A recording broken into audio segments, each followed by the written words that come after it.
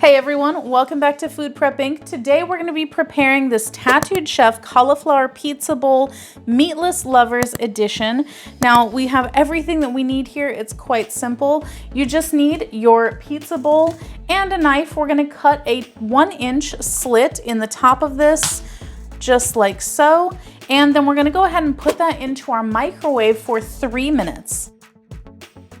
All right, it's just come out of the microwave after 3 minutes, and we're gonna remove all of the film off of this and then simply place it back into the microwave for about 1 to 2 minutes, they say. I'm gonna go ahead and go with 2 minutes because that seems to work best for me.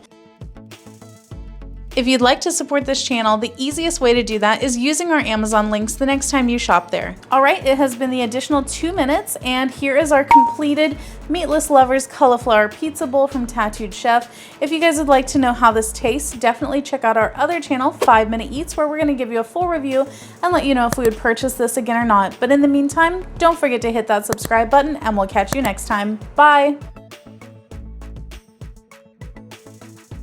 All right, guys, that's the video. If you like what we're doing here, definitely check out our other channel, 5 Minute Eats, and don't forget to give us a like and subscribe.